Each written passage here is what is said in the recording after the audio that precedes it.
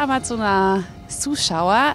Tobi und ich sitzen hier mit KEBU. Ich freue mich sehr. Hi KEBU, how are you? Hi, thanks. I'm fine. How are you? I'm totally fine and I'm so happy to meet you and to talk with you about your music.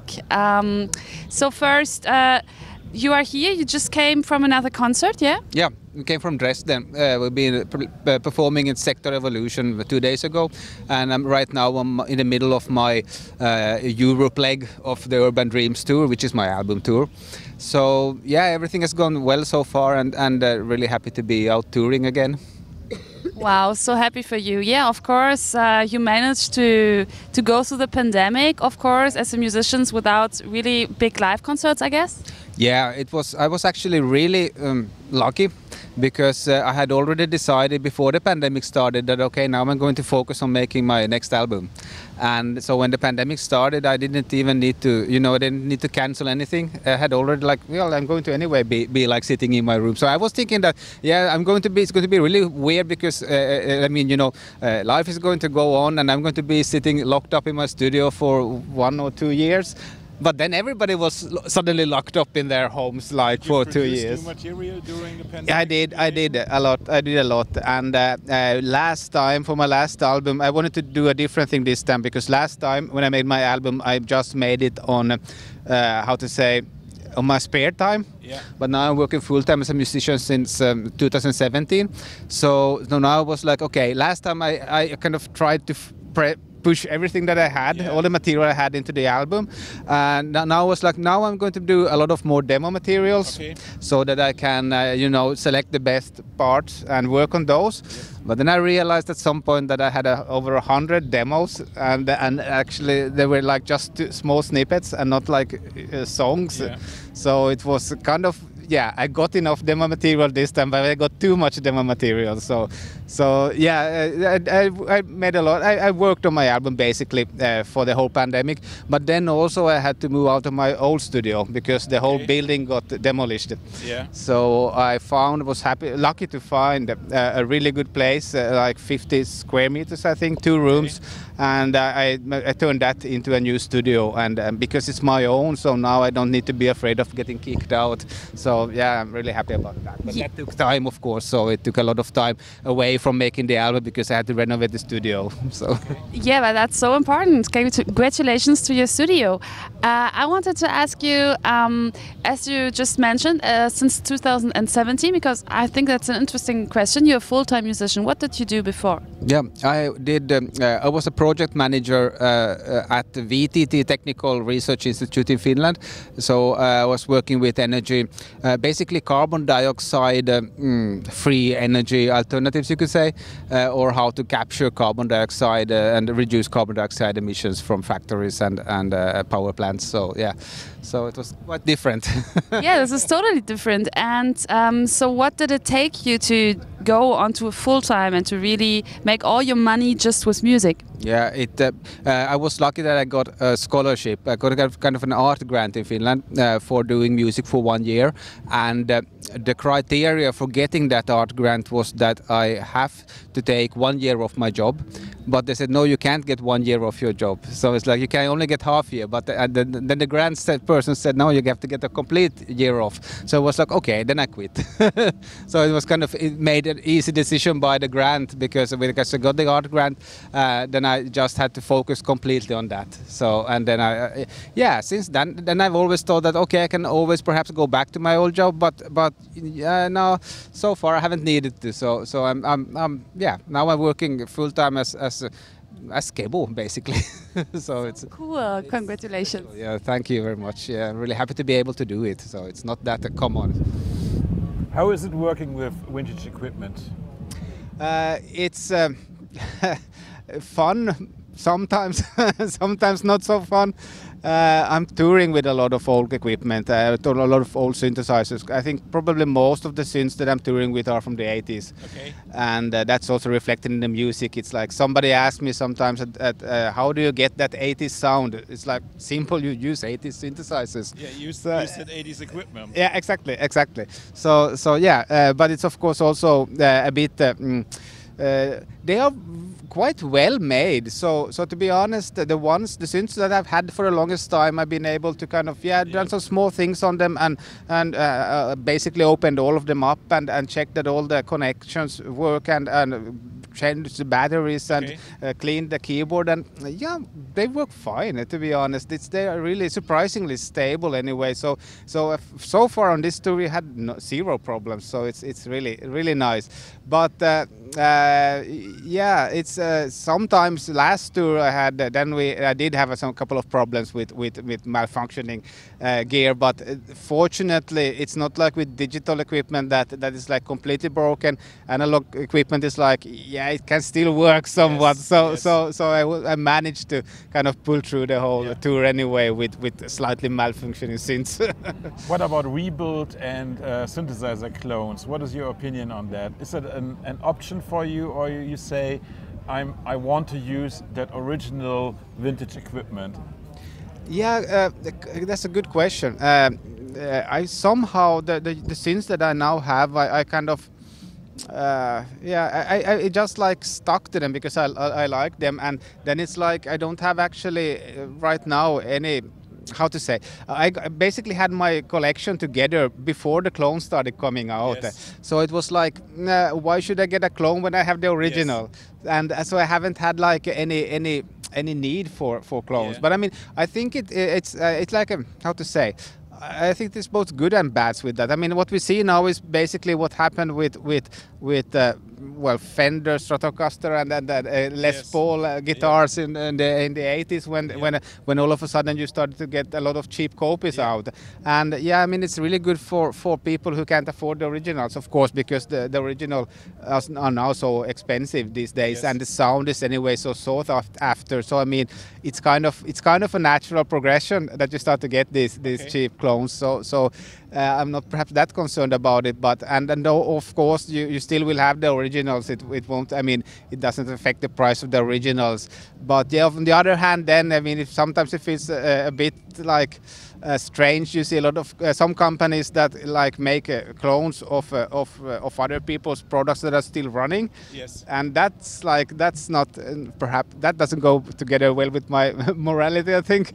But then on the other hand, you have like clones of synths that these will never again be made. Like the originals, the original manufacturer has closed down business for 20 years ago, 30 years ago. So I mean, for that, it's really great that these designs are being revived, I think, because they never would otherwise see the day of light again. So in that way, I think it's a good thing. And it's fun with synths because with electric guitar sounds more or less like electric guitar. But with synths, you have such a different, like, I mean, sonics can be completely different instruments from one synth to another. And then it's also fun to see, like on this fair today at Superbooth, we have like Dave Smith is here with his Prophet 5, which he has kind of started to produce again in a modern version, and then also Oberheim are here with the new Oberheim OB. Was it called X8, I think? And so I think it's really nice that that these companies still kind of have how to say. They have realized that these vintage synths had a certain sound, and now they're trying to bring that back because, of course, there only exist so many synths of the original ones. So yeah, it's nice that they bring these ones back as well. Okay, you are performing tonight.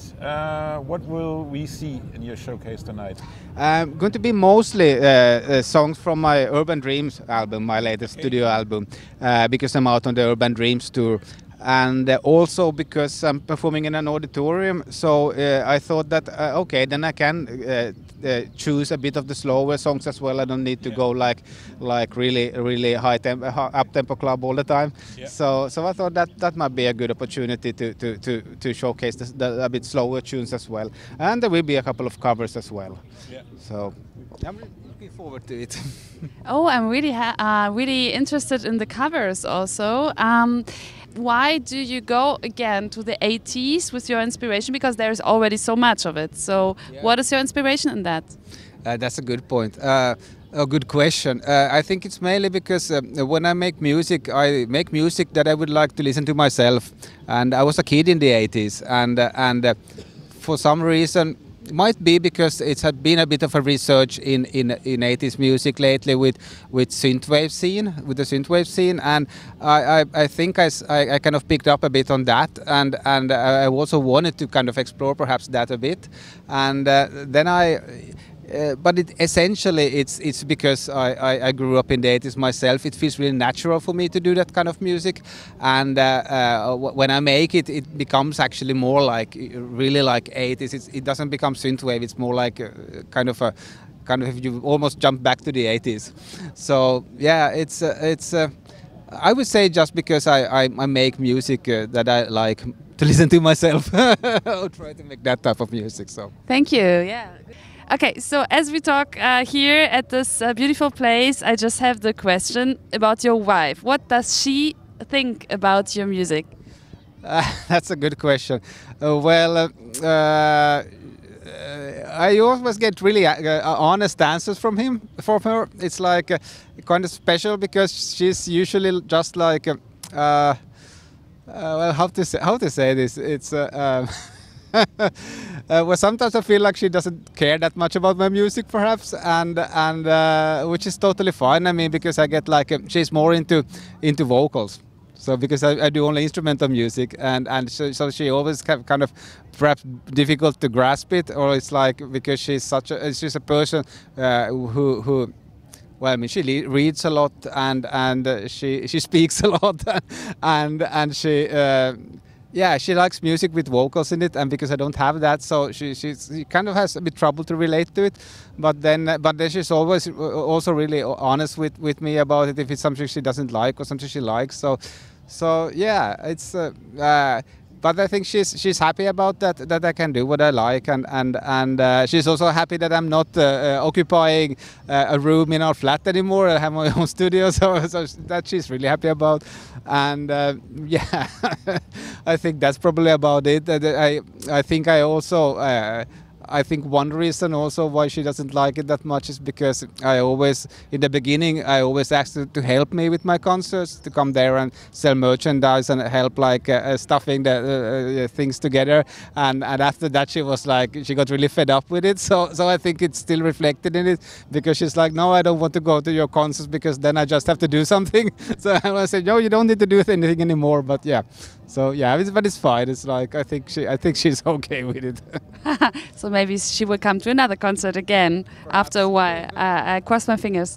Okay, I think Toby wants to ask a question. Yeah, we talked about your show tonight. Oh, I have a microphone okay. cable. I have my own microphone cable. Perfect. So do you perform today with your complete full setup? With lights and the complete video show, or did you have a smaller setup tonight?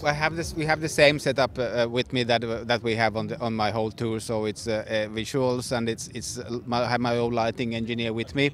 Last time I'm not 100% certain yet that we can use everything lighting wise. I hope we can use, but it takes its own time, and because this is a festival stage, sometimes I have to do compromises because we don't have as much setup time as we normally have, and then there's also the changeover because there are also other people performing, other artists performing.